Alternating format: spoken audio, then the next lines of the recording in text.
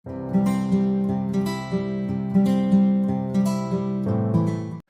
Friends, this is me Neha. Welcome to my channel.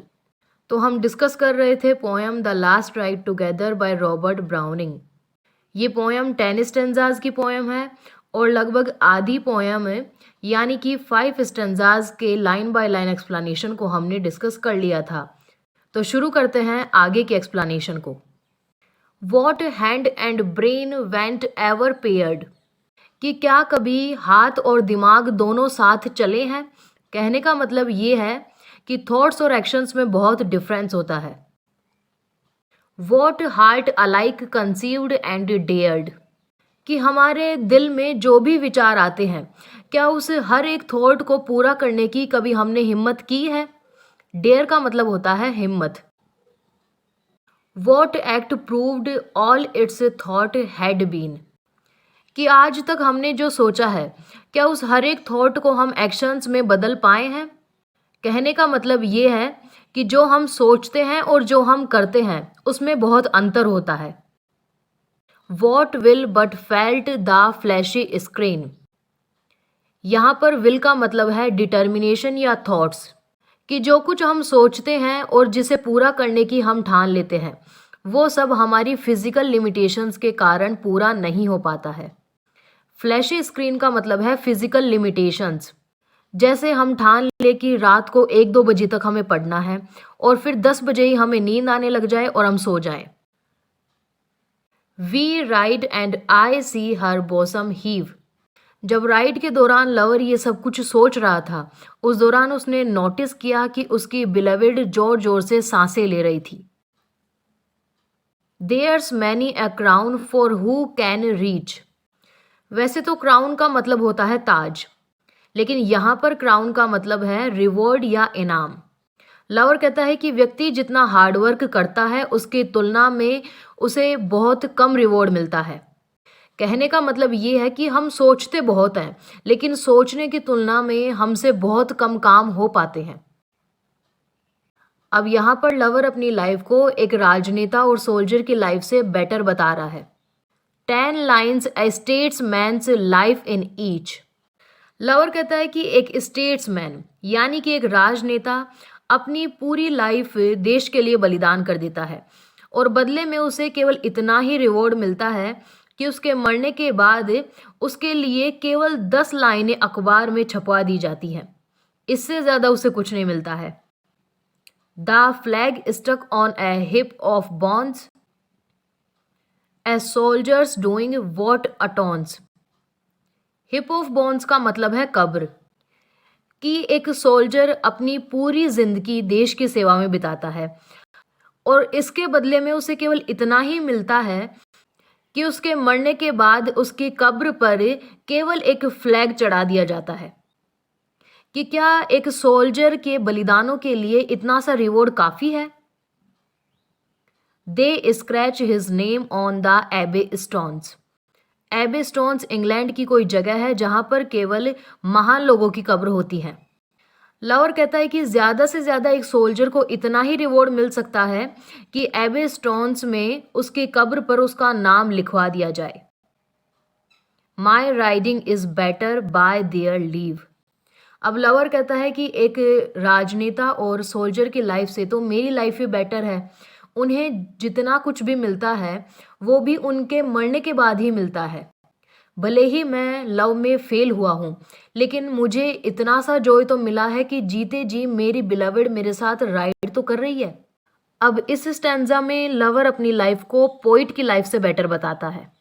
What does it all mean poet, कि एक poet होने का क्या मतलब है। Well your brains beat into rhythm, you tell what we felt only you expressed, कि इसमें कोई शक नहीं है कि एक पोइट का दिमाग बहुत तेज होता है और जो व्यक्ति केवल फील कर सकता है और वर्ड्स में एक्सप्रेस नहीं कर सकता, उन इमोशंस को भी एक पोइट राइम में लिख देता है। You hold things beautiful the best and pace them in rhymes of side by side, कि व्यक्ति के लिए क्या बेस्ट है और खूबसूरत चीज़ों को एक पोइट अच्छी अच्छी राइम्स में बदलकर हमारे सामने पेश करता है। टिस समथिंग ने टिस मच बट देन, कि पोइट की इतनी अचीवमेंट्स भी बहुत कुछ हैं, लेकिन क्या पोइट को इनके बदले में कोई रिवॉर्ड मिल पाता है? यानी एक पोइट अपनी पूरी लाइफ में बहुत मेहनत करता है, लेकिन बदले में उसे कुछ नहीं मिलता है। Have you yourself what's best for man, कि एक पोइट अपनी पोइट्रीज में बताता है कि व्यक्ति के लिए क्या बेस्ट है और क्या उसे अचीव करना चाहिए, लेकिन वो खुद ही अपनी लाइफ में वो सब अचीव नहीं कर पाता है। Are you poor sick old in your time, और पोइट अपनी लाइफ में पुअर सिक और ओल्ड बनकर ही रह जाता है। Nearer one with your own sublime, और जो आइडल्स पोइट लोगों के लिए बताता है उन्हें वो खुद ही अचीव नहीं कर पाता है। Then we who never have turned a rhyme, कि एक पोइट से तो वो लोग ही अच्छे हैं जो पोइट्रीज नहीं लिखते। Sing riding's a joy for me I ride, कि पोइट की लाइफ से तो मेरी लाइफ ही बेटर है। भले ही मैं लव में फेल हुआ हूँ, लेकिन मुझे अब कम से कम इतना सा जॉय तो मिल रहा है कि मेरी बिलवेड मेरे साथ एक लास्ट राइड तो कर रही है। बल्कि मैंने तो पोइट्रीज में बड़ी बड़ी बातें भी नहीं गाई। अब इस स्टैंजा में लवर अपनी लाइफ को स्कल्प्टर और म्यूजिशियन की लाइफ से बेटर बताता है। And you great sculptor, so you gave a score of years to art पर स्लेव। स्कल्प्टर का मतलब होता है मूर्तिकार। लवर कहता है कि एक स्कल्प्टर अपनी लाइफ के ज़्यादातर साल अपने आर्ट को देता है और उसका गुलाम बनकर रहता है। And that's your Venus whence we turn to yonder girl that fords the burn, जब एक स्कल्प्टर अपनी लाइफ के बहुत से साल लगाकर ग्रीस की देवी वीनस का स्टैचू बनाता है, भले ही वो स्टैचू कितना ही खूबसूरत और कितना ही शानदार क्यों ना हो, लेकिन जब हम रियल में किसी यंग लड़की को देखते हैं तो हम उस स्टैचू को भूल जाते हैं। कहने का मतलब ये है कि आर्ट की तुलना में रियल लाइफ हमेशा ज़्यादा ही होती है। यू एक्यूएसएस, कि मेरी ये बात तुम्हें माननी ही पड़ेगी, ऐसा लवर स्कल्प्टर को कह रहा है। And shall I repine, repine का मतलब होता है पछतावा, कि जब एक स्कल्प्टर की लाइफ ही फेलियर है तो मुझे अपनी लाइफ में पछताने की क्या ज़रूरत है। What man of music you grown grey, man of music का मतलब है म्यूजिशियन, कि एक म्यूजिशियन म्यूजिक कंपोज करते करते बूढ़ा हो जाता है। With notes and nothing else to say, notes का मतलब है म्यूजिक, कि एक म्यूजिशियन अपनी पूरी लाइफ म्यूजिक कंपोज करने में ही लगा देता है और इससे ज़्यादा वो कुछ भी नहीं कर पाता है। Is this your soul praise from a friend, कि पूरी लाइफ म्यूजिक को समर्पित करने के बावजूद भी एक म्यूजिशियन को बदले में केवल इतना ही मिलता है कि ज़्यादा से ज़्यादा उसके दोस्त उसके म्यूजिक की बड़ाई कर देते हैं। Greatly his opera's strains intend, put in music we know how fashions end, कि इस बात में कोई शक नहीं है कि वास्तव में एक म्यूजिशियन का म्यूजिक बहुत शानदार होता है, लेकिन हम जानते हैं कि बहुत जल्दी ही लोगों का टेस्ट बदल जाता है और म्यूजिक आउट ऑफ फैशन हो जाता है। I gave my youth but we ride in fine, lover कहता है कि एक म्यूजिशियन से तो मेरी लाइफ ही बेटर है। जब मैंने अपनी पूरी यूथ एज अपनी बिलवेड के लिए लगा दी और फिर भी मैं लव में फेल हुआ, लेकिन फिर भी अब मुझे इतना सा जॉय तो मिल रहा है कि मेरी बिलवेड एटलीस्ट मेरे साथ एक लास्ट राइड तो कर रही है। Who knows what's fit for us, कि कौन जानता है कि हमारे लिए क्या अच्छा है और क्या बुरा है। Had fate proposed bliss here should sublimate, कि जो हमारे भाग्य से हम लेना चाहते हैं और जो हमारी इच्छाएं हैं, हमारी सभी इच्छाएं इस लाइफ में पूरी नहीं होनी चाहिए, कुछ इच्छाएं नेक्स्ट लाइफ के लिए भी छोड़ देनी चाहिए।